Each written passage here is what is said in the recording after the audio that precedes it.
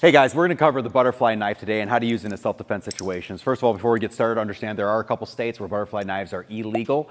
But once again, most of these states, you guys are going to be fine using it for self-defense purposes. We're going to teach you guys 3 different ways to use this specifically to defend yourself. The first thing is we're going to cover it just from using it from a knife standpoint. How do we open this thing? How do we close this thing?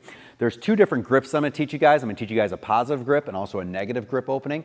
The first one is what we call a positive grip. You're going to find on almost all knives right here, they have a little catch right here, a little lock. And what I like to do is hold in this position where my pinky can flick down the lock just like this. As I do that, I'm going to rotate and grab the top handle and flick it open just like this, rotate it around, and then come back here where it's open. To close it, we do the exact same thing, just going the other direction. So let's go through that again.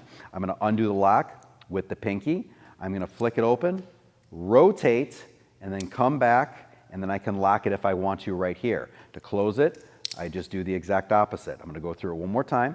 From this position right here, we go ahead and open it, flick it open, rotate, and then come back. This is how we open it in what we call the positive grip. Closing it goes back the exact same way. Now, for the negative grip, we're going to rotate it just like this, where now my thumb can open the lock just like this. I open it, and I'm going to drop it. I'm going to rotate it and come right back up, and now we have the knife in the negative grip.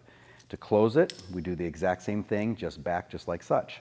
Open it with the thumb, let it drop, rotate it, have it come back up, and now I can close the weapon just like this. To put in the closed position, we do the exact opposite. So we have those 2 positions that we have, and we can use it for our knife fighting kind of defensive purposes. Once we have the knife in play right here, we can make sure that we use it in a self-defense situation. But that's just the first way. The second way that we can use it is in both what we call closed positions. If I have Casey come on in here, let's say without the weapons, come in here just like this. When he's coming in, let's say throwing any kind of punch, I can use the ends of this as a striking tool to make sure that I am inflicting pain on that incoming limb. So if Casey throws a punch, let's say right here, I'm going to use the bottom of the weapon as a striking tool right up against the top of the palm right here, or the top of the hand, let's just say. All right, so when he punches on out, I'm going to go slowly so I don't hurt him. All right, that's how we do it. When he punches again, it's done the exact same way. We can inflict pain on the top of the hand, or we can inflict pain on the inside of the arm. This is an example here. Once again, you'll see that I have the butt of the knives on both ways, or I'm sorry, coming out both ends just right here. So when he comes out and hits it, I can use this shot to the inside of the bicep just like this. So it's not only just on the hand, but it's also on the inside of the bicep. That's how we can use it as another kind of form of an impact weapon. The other form is that if I'm in a close quarter situation right here, I can now use it to strike him in very, very vulnerable areas, whether it be, let's say, the eye or the temple, even the side of the neck right here, coming down right in the sternum can hurt a lot too.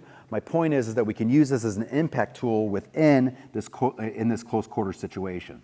The reason why I point out those 2 different ways right there, inflicting pain on an incoming punch or even just use it as an impact weapon, is because we don't always have to use it in the open position right here. Meaning that if Casey, let's say, whether he has a pipe or a knife, I can use it just as a regular weapon right here. So it'll be knife up against whatever. If it's his knife up against a pipe, I'm going to go ahead and use it correctly right here. If he would have a knife, it's done the exact same way, where it's a knife on knife situation now. We want to make sure that we remember to always put the weapon in our front hand right here, meaning that if I'm in a left lead, this would be the back hand, but if I'm in a right lead, this is in the front hand right here. If Casey comes on in here, now I'm simply just using this as a defanging tool, as a defensive tool right here in the open position. But now we also have other uses that we can use it for. If we're defending against somebody, let's say, who is unarmed, but still throwing punches at me, still attacking me, I can use it to inflict damage on that incoming punch. At the exact same time, I can use it as an impact weapon in a close quarter situation, striking those vulnerable targets as well. Those are many ways that we can use the butterfly knife.